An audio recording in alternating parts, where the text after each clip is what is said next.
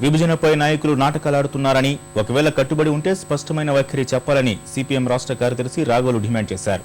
CPM జిల్లా ప్లీనరీలో పాల్గొనేందుకు ఖమ్మం వచ్చిన ఆయన ఈటీవీతో ప్రత్యేకంగా మాట్లాడారు. రాజకీయాల నాయకుల మాటలు విని విద్యార్థులు, ఉద్యోగులు మోసపోవద్దని సూచించారు. కేసీఆర్ వ్యాఖ్యలు ఇరు ప్రాంతాల మధ్య అవాంతరాలు పెంచే విధంగా ఉన్నాయన్నారు. రాష్ట్రంలో రాజకీయ పరిణామాలు వేగంగా మారిపోతున్నాయి. ముఖ్యమంత్రి వైఖరి, చంద్రబాబు లేఖ, కేసీఆర్ వ్యాఖ్యలు ఇవన్నిటితో ఒక్కసారిగా మారిపోయాయి. సిపిఎం రాష్ట్ర కార్యదర్శి రాఘవులు గారు మనతో ఉన్నారు. ఆయన అడిగి ప్రస్తుతం రాష్ట్రంలో పరిణామాలు ఎలా ఉన్నాయి, వాటి మీద వారి పార్టీ వైఖరి ఏంటో తెలుసుకున్నాం. రాఘవులు గారు చెప్పండి. ఈరోజు రాష్ట్రంలో రాజకీయ పరిస్థితి రోజు రోజుకి విషమిస్తూ ఉన్నది.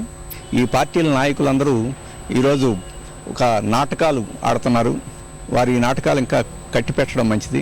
ఈరోజు అక్కడ ఉద్యమాలు చేస్తూ ఉంటే వాళ్ళని మీరు ఆపకుండా వాళ్ళని అక్కడ ఉద్యమాలు చేయమని, వారి రాజీనామాలు పెట్టమని చెప్పేసి ఇక్కడ ఈ రకమైన నాటకం ఆడటం మంచిది కాదు.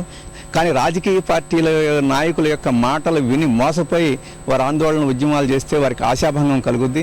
ఈరోజు కాంగ్రెస్ కానీ, తెలుగుదేశం కానీ, వైఎస్ఆర్పీ కానీ ఇటువంటి పార్టీల వాళ్ళ నాయకులు అక్కడ మాట్లాడుతూ ఉంది. వాళ్ళ పార్టీల్లోనే ఉంటారు, కానీ పదవులకు రాజీనామా చేస్తూ ఉంటారు. పార్టీలకు మాత్రం రాజీనామా చేయరు. వారి నాయకులు విభజనకు మేము అంగీకారం అని చెప్పంటే వాళ్ళ నాయకుల్ని ఏమనరు, వాళ్ళ పార్టీలను ఏమనరు, కానీ ప్రజలను రెచ్చగొట్టి సమ్మెలు, ఉద్యమాలు చేయమని చెప్పేసి పిలిపిస్తారు. అలాగే ఈరోజు ప్రభుత్వం పూర్తిగా నిద్రపోయింది కాదు, పూర్తిగా చచ్చిపోయిందని చెప్పి అనుకోవాలి. ఇప్పుడు ముఖ్యమంత్రి, మంత్రులే ఈరోజు ఉద్యమాల్లో ఆవేశాలు రెచ్చగొట్టి అటు ఇటు చేరి సచివాలయాన్ని నిద్రపోయేట్టు చేశారు. సచివాలయం ఈరోజు పూర్తిగా స్తంభించిపోయిన పరిస్థితి ఉంది.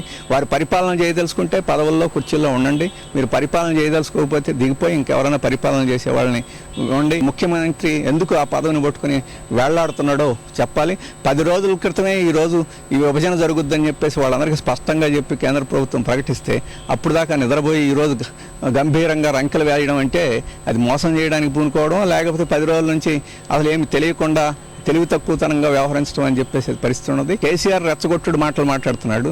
ఆయన రెచ్చగొట్టు మాటలు మాట్లాడటం ఎందుకంటే ఏమైనా ఎప్పటికైనా మళ్ళీ రాష్ట్రం సమైక్యంగా ఉండే నిర్ణయం తీసుకోవాలనే ఆలోచన రాకుండా, పరస్పరం ప్రజల మధ్య స్నేహం, సుహృద్భావం పెరగకుండా, ఈవెన్ విభజన అయిన తర్వాత కూడా ఈరోజు సుహృద్భావం ఉండటం మంచిది కాదని చెప్పేసి ఆయన అనుకుంటున్నాడు.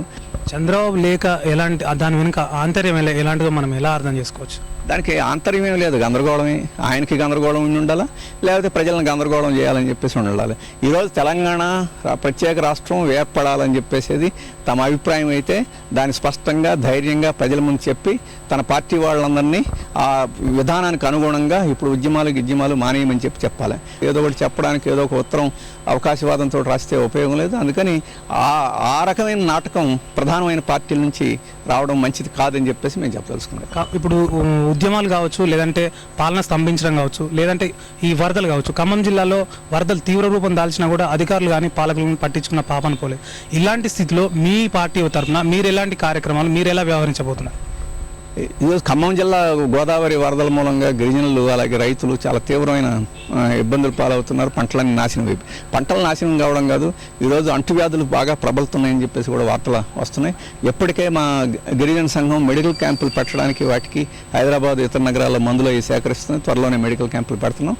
అలాగే మా పార్టీ జిల్లా కమిటీ, రాష్ట్ర నాయకత్వాలు కూడా దళాలుగా ఏర్పడి ఈ ప్రాంతంలో పర్యటన చేసి మెడికల్ క్యాంపులు నిర్వహించడానికి, రైతాంగాన్ని ఆదుకోవడానికి ఈరోజు నిర్ణయం చేసాం. ఆ కార్యక్రమం త్వరలోనే ప్రారంభం కాబోతుంది.